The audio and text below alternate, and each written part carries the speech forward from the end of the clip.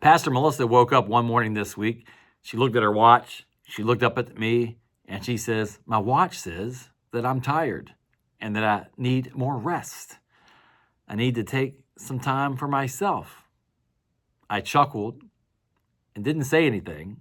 She asked, "Why are you laughing at me?" I said, "I'm not laughing at you." But in my mind, I was thinking a couple thoughts. First of all, your watch can tell you all that. And then number two, I was thinking, yeah, I don't need a watch to tell me when I am exhausted. I just simply know.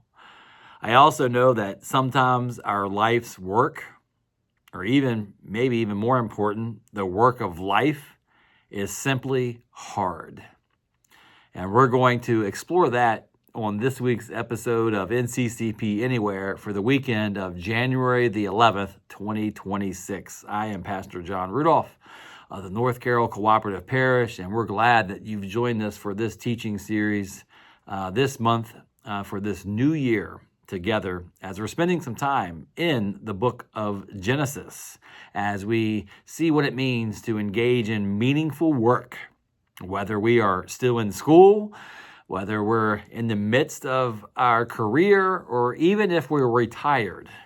We are living lives of work, whether it's for employment or to help the life of the church, to do our mission, to help in the community, or just to run our families. Whatever the case might be, we're all engaged in work at every stage of life. And so let's see together what our passages hold this week in Genesis. We'll start in chapter 3 with a couple of verses, and then we'll look at verses 6 and 7 from chapter 4.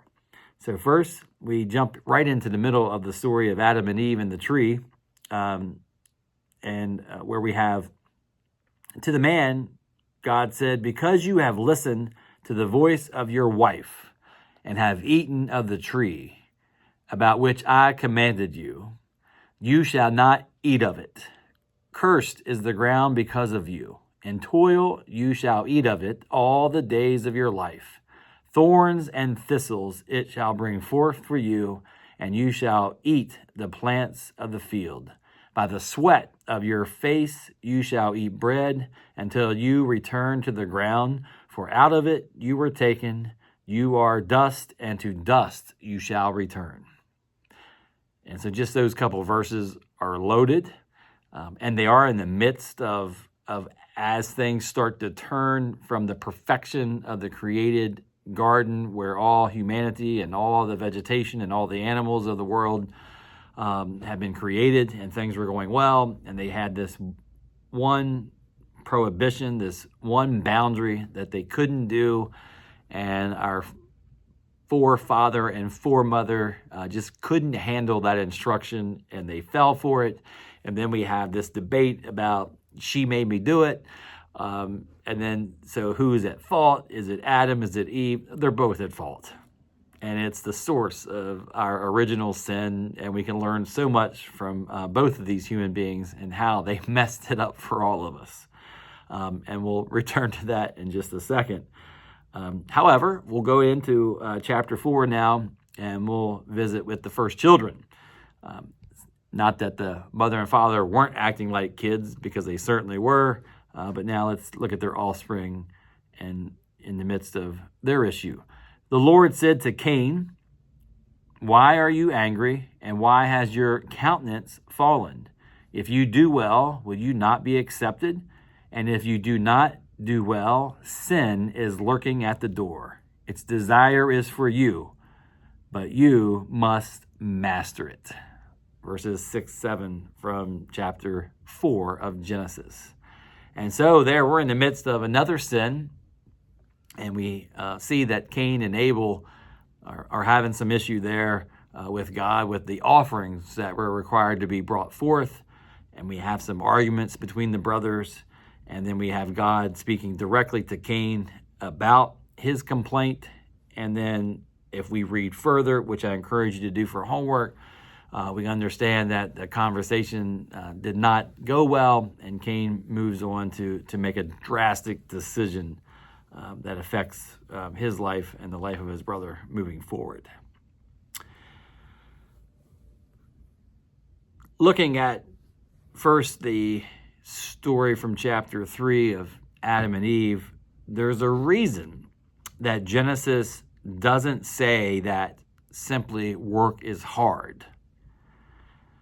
And so we need to look at that, because what it really says is, by the sweat of your face you shall eat bread. By the sweat of your face you shall eat bread. And so this verse or series of verses isn't about giving a one-time effort, which is going to be hard. It's about effort again and again tomorrow and the next day, a lifelong of effort.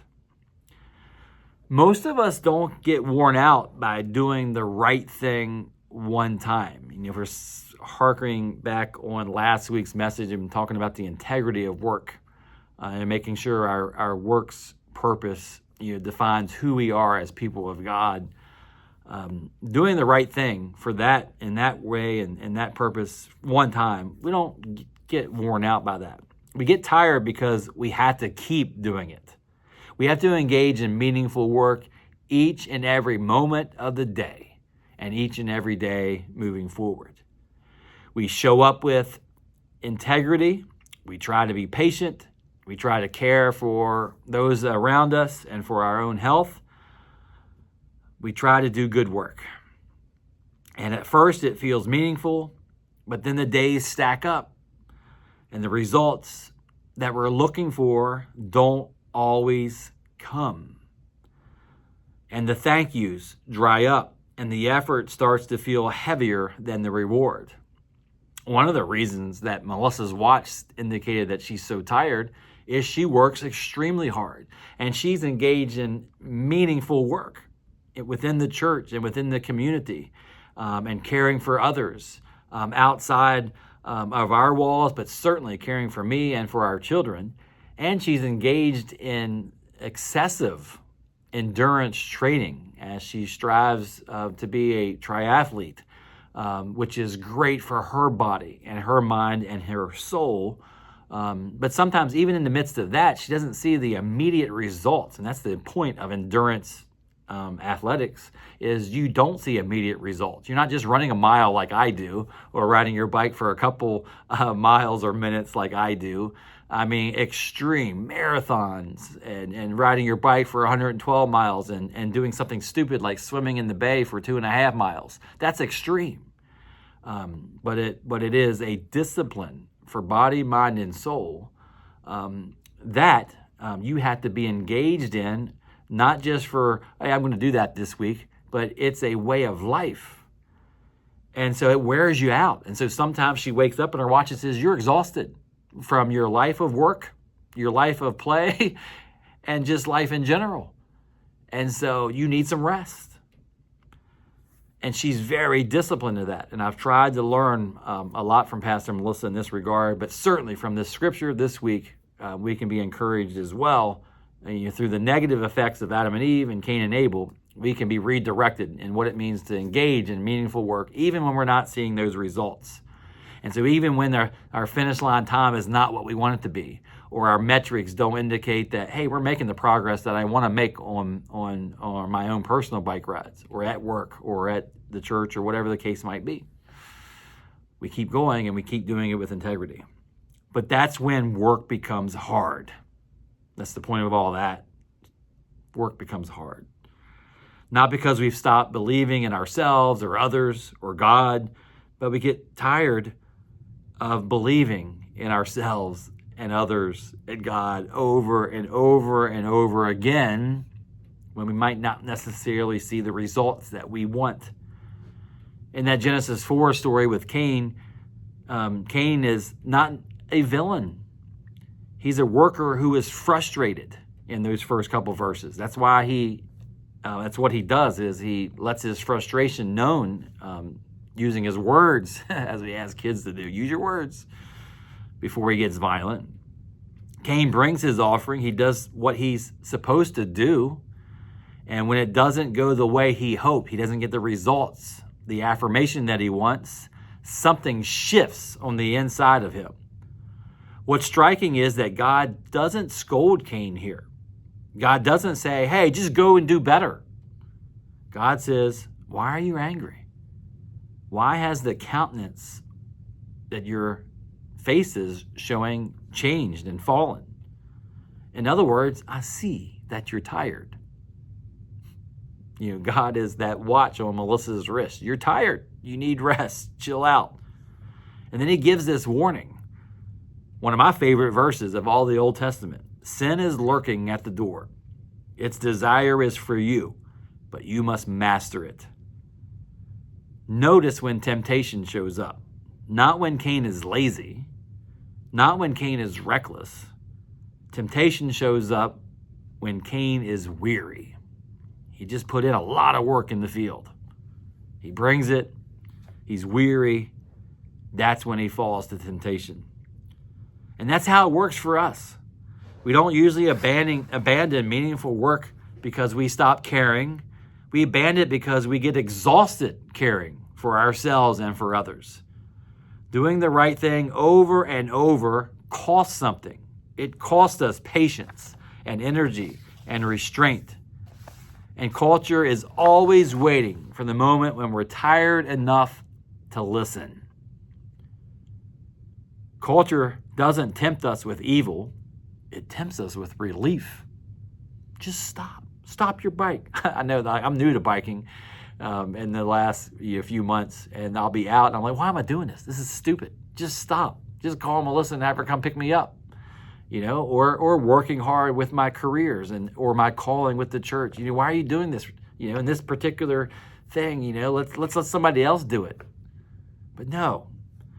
Culture keeps talking to us. It whispers to us, you deserve a shortcut. You're working so hard, take this shortcut and you can get these results. No one will notice. Just this one time. Why keep trying if it's not working? We're not seeing the fruit of this ministry. Maybe we should just discard it. We're not seeing the fruit of working extra hours in our employment. Our bills are still stacking up. What's the point of all this? My blood pressure is not going down with all this exercise. So I might as well just give up and eat what I want and sleep and watch TV as much as I want because I still have to take these drugs for my blood pressure. It's frustrating. The temptation is not to do something bad. The temptation is to stop doing something that is faithful and good for you, body, mind, and soul. So here's the hard truth. Fatigue is not a moral failure. It's a spiritual vulnerability. When we're tired, we lower standards we once held. When we're tired, we justify things we once resisted. When we're tired, we trade long-term, meaningful for short-term relief. That's why meaningful work feels harder as time goes on. Not because it's wrong, because it resists the lie that there's an easier way to be whole. And here's where cynicism creeps in.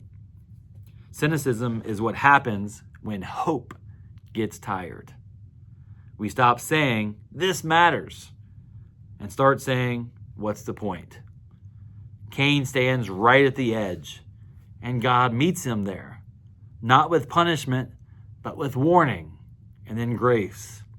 God speaks to Cain before the worst decision is made, before he lays a hand on his brother. He speaks to him, and that's important. God doesn't wait for us to fail before offering help. God doesn't wait for us to make that mistake. God meets us in the struggle while the temptation is still lurking at the door. That's why that verse is so powerful. Sin is lurking all around us, waiting for us to be frail enough and weary enough to succumb. So let me say this clearly.